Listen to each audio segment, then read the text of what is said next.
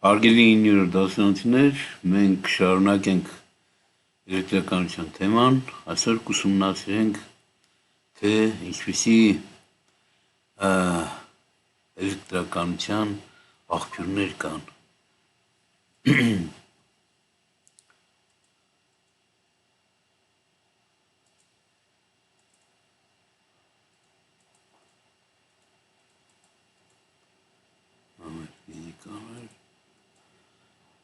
Ուրեմն ասեմ ձեզ, որ երբ որ դուք բացում եք իմ ալիքը եւ ուզում եք նայեք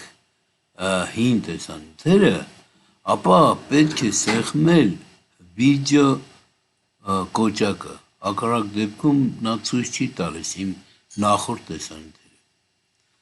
Դրա համար ես այս ուրեմն պատկերը ներկայացրել եմ։ Ուրեմն էլեկտրական հոսանքի աղբյուրները, էլեկտրական շղթա եւ դրա բաղկացուցիչ մասերը։ Պարագրաֆ 7։ Տեսնենք, թե ինչ էլեկտրական հոսանքի աղբյուրներ կան։ Ուրեմն նախորդ տեսանյութերում մենք ինչպես գիտեք, ծանոթացանք էլեկտրաչափի հետ։ Այս վերևի ձախ կողմի պատկերում, ինչպես տեսնում եք, մի էլեկտրաչափը լիցքավորված է, մյուս էլեկտրաչափը լիցքավորված չէ։ Երբ որ մենք պղնձե ձողով միացնում ենք այդ երկու էլեկտրաչափերը, ապա ձախ կողմի էլեկտրաչափից լիցքը անցնում էր աջ կողմի էլեկտրաչափը եւ հավասարվում էին իրար։ Դա տեղի է ունենում համարյա ակնթարթորեն։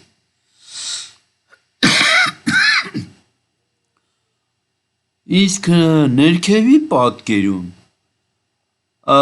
ցույց է տրված, թե ինչպես կարելի է ուրեմն այնպես անել, որ հոսանքը ոչ թե մի ակնթարթ տեղի ունենա, այսինքն միանգամից ձախ կողմի էլեկտրաչափից էլեկտրոնները անցնեն աջ կողմի էլեկտրաչափը, այլ անընդհատ տեղի ունենա։ Դրա համար մեզ սարք է պետք, այդ սարքը, որը կարող է անընդհատ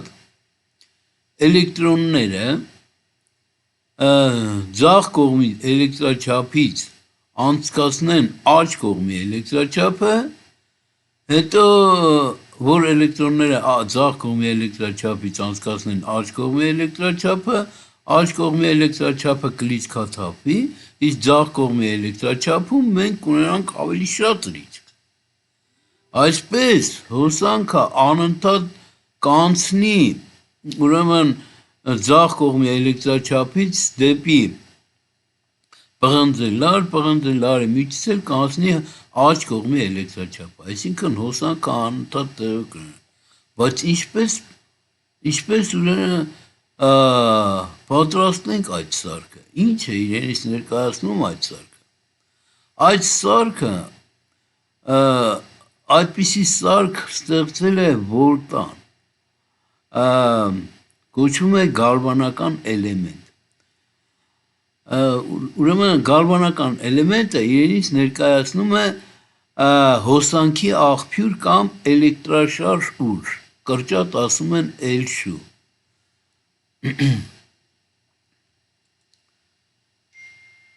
Ինչ է իրենից ներկայացնում ուրեմն գալվանական էլեմենտը։ Որպեսզի մենք իմանանք, թե ինչ է իրենից ներկայացնում գալվանական էլեմենտը, պետք է ուսումնասիրենք մի փորձ, որը կատարել է Լուիջի Գալվանին։ Ուրեմն նա բժիշկ էր, իտալացի բժիշկ էր, ով ուրեմն գորտերի վրա փորձեր էր կատարում, երբ որ նշտարով, այսինքն լանցետով դիպչում էր գորտի ոտքերին, գորտի ոտքերը կծկվում էին։ Այստեղ ուրեմն նրա մոտ ուրեմն լաբորատորիայում մի մարդ է եղել, որ ուսումնասիրել է ուրեմն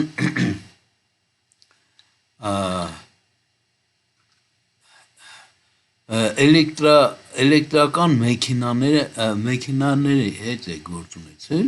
եւ էլեկտրական մեքենաները կայծեր են արձակել։ Նա կարծել է, թե էլեկտրական մեքենան աշխատելուց այդ կայծ առաջացնելու ժամանակ գործի ոտքը կծկվում է, ինչպես ներկայացված է աջ կողմի պատկերում, գործը ունի ցույց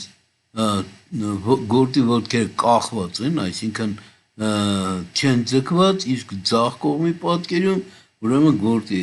ոտքերը կծկված են։ Ուրեմն Գալվանին ենթադրում էր, որ դա գործի ոտքերը ինչի համար են կծկվում։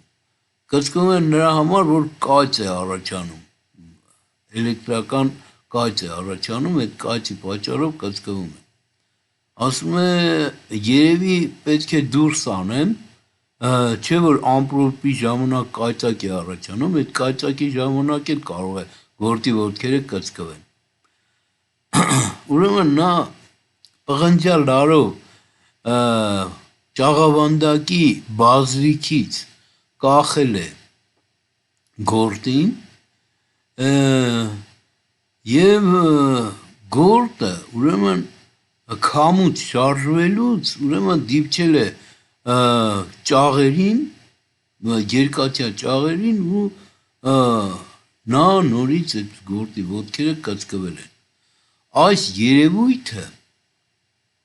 Գալվանի այս երևույթը հետաքրքրել է ուրեմն Վոլտային, Ալեքսանդր Վոլտային, ինչպես տեսնում եք ձախ կողմի պատկերում, ամենաձախ կողմի պատկերում գործի ոտքերը կախված էին, հետո երկու տեսակի լարով ուրեմն միացրել է գորտը այդ լարերին է միացրել։ Մեկը կարող է լինել պղինձ, մյուսը կարող է լինել ցինկ, այսինքն տարբեր լարեր պետք է վերցնել։ Այդ տարբեր լարեր վերցնելուց ուրեմն նրա միջով հոսանք է անցնում, գորտի միջով հոսանք է անցնում, ու գորտի ոտքը կծկվում է։ Այսինքն Գալվանին սխալվում էր, որ գորտի ոտքը կծկվում է կայծակի պատճառով։ Այսինքն գորտի մեջ կա ինչ որ էլեկտրականություն, լիցքերի տարբերություն, որ լարով կարող են անցնել եւ գորտի ոտքերով անցնելուց ուրեմն գորտի ոտքը կծկվի։ Այսինքն էլեկտրականություն անցնելուց գորտի ոտքը կծկվի, դրա համար ուրեմն Լուիջի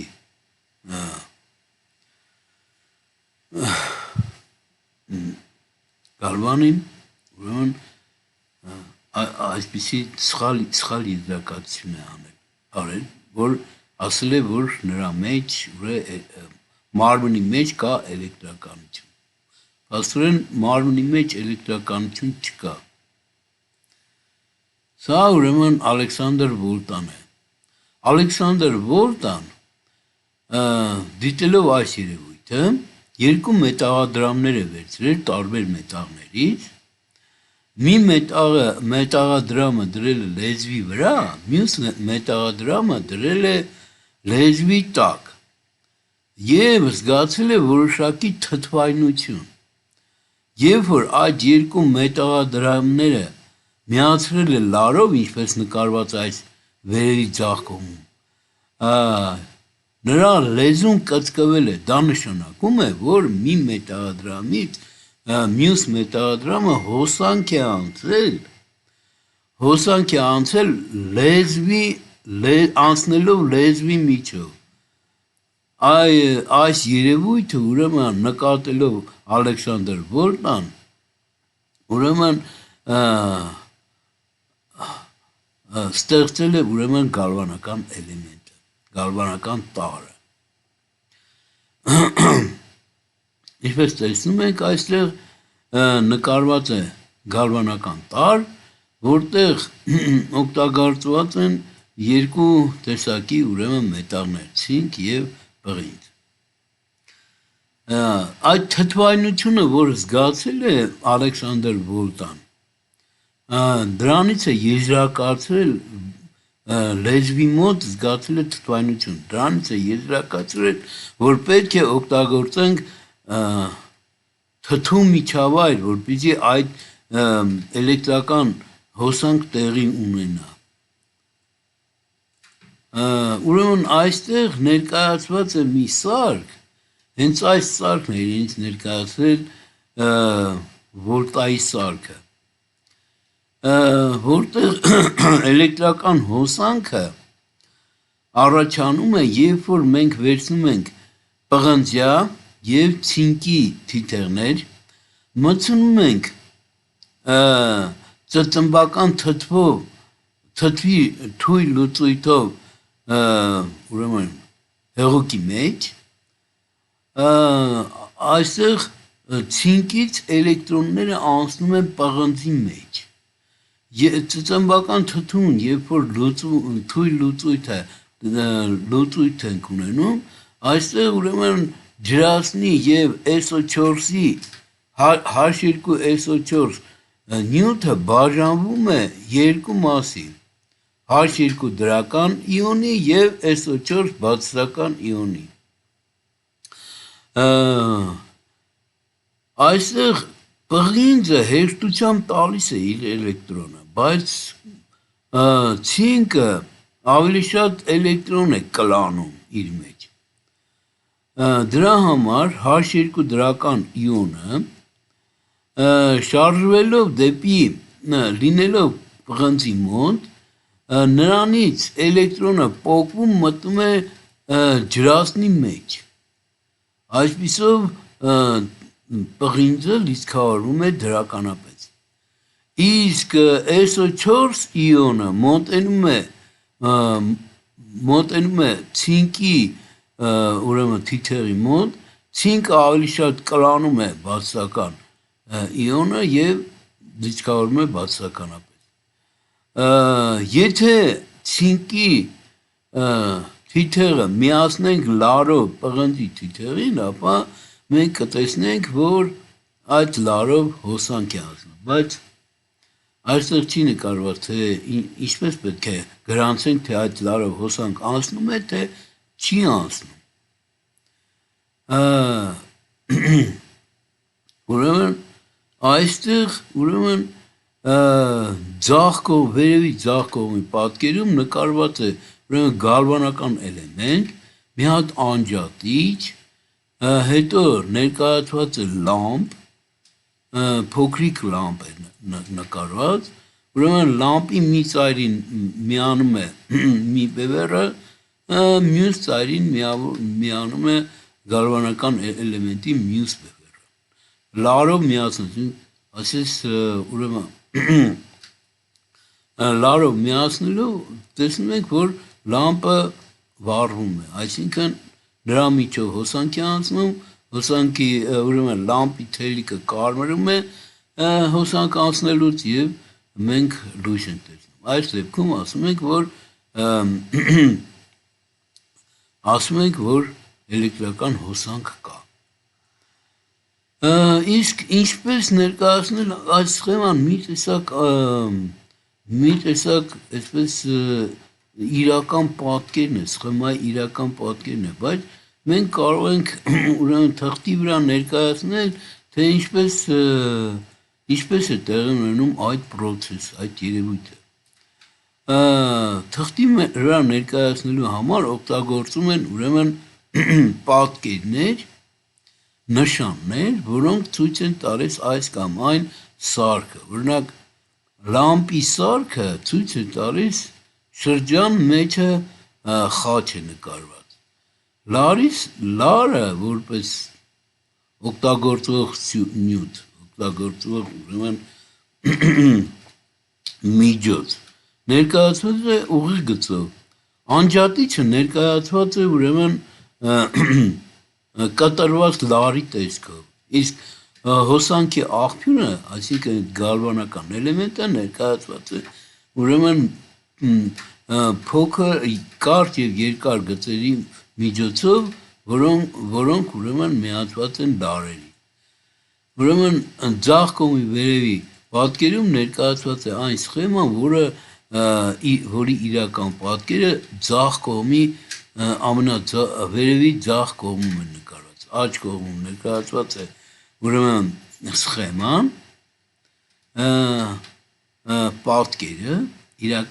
պատկերը, իսկ ձախ կողմում իրական պատկերը։ Ինչպես տեսնում եք, այս սխեման նախորդ ուրեմն պատկերում այստեղ նկարված չէ լամպը եւ անջատիչը, իսկ այստեղ ուրեմն նկարված է լամպը եւ անջատիչը, այստեղից մենք իմանում ենք, ուրեմն եթե լամպը վառվում է, ուրեմն ցինկից էլեկտրոնները անցնում են պղնձի մեջ, այսինքն հոսանք է անցնում։ Այսպես մենք ստանում ենք հոսանք։ Բայց հետագայում այսպիսի ուրեմն սարքեր դրա կատարելագործվել են, ստացվել են ուրեմն այս աջ կողմի ներքևի պատկերում ուրեմն այսպիսի ուրեմն էլեմենտներ, տարրեր։ Ուրեմն այստեղ կա ուրեմն փոքր էլեմենտ հոսանքի համար, որի մի ծայրը ուրեմն դրական է լիցքավորված, մյուսը բացական է լիցքավորված։ Իսկ ներքևի պատկերում նկարված է ուրեմն ավտոմեքենայի համար նախատեսված ուրեմն հոսանքի աղբյուր, որ կոչվում է կուտակիչ կամ ակումուլյատոր։ Ուրեմն կուտակիչը ինչ է իրենից ներկայացնում։ Պատկերացնեք, որ հոսանքը անցնում է,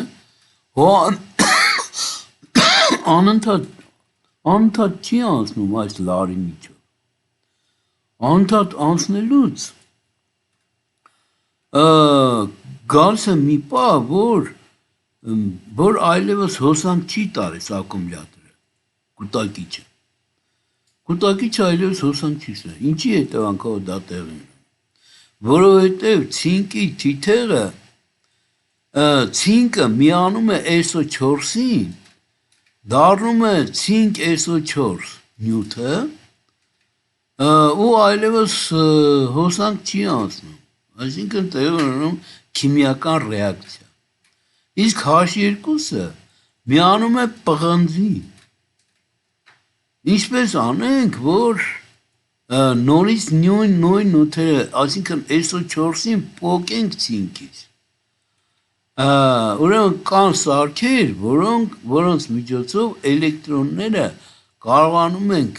պղնձից նորից վերադարձնենք ցինկի մեջ, ցինկը արդեն էլեկտրոններով հագենում է, SO4-ին ասում է քո էլեկտրոնը ինձ պետք չէ, SO4-ը պոկվում է ցինկից։ Այստեղ տեղի ունենում հակառակ պրոցեսը, H2-ն է պոկում, H2-ը մտնում է նորից ուրեմն էլեկտրոլիտի մեջ։ Մենք ինչպես տեսնում ենք, այստեղ այս երկու ուրեմն երևույթները մի դեպքում տեղի ունենում լիցքաթափում, իսկ մյուս դեպքում տեղի ունենում լիցքավորում։ Եվ այս պրոցեսը կարող է անվերջ շատ երկար տեղի ունենալ, մինչև որ չքայքայվեն ցինկը կամ պղինձը։ Ահա սա էր իրենից ներկայացնում ուրեմն այսօրվա դասի թեման։ Շնորհակալություն ուշադրության համար, կհանդիպենք հաջորդ տեսանյութում։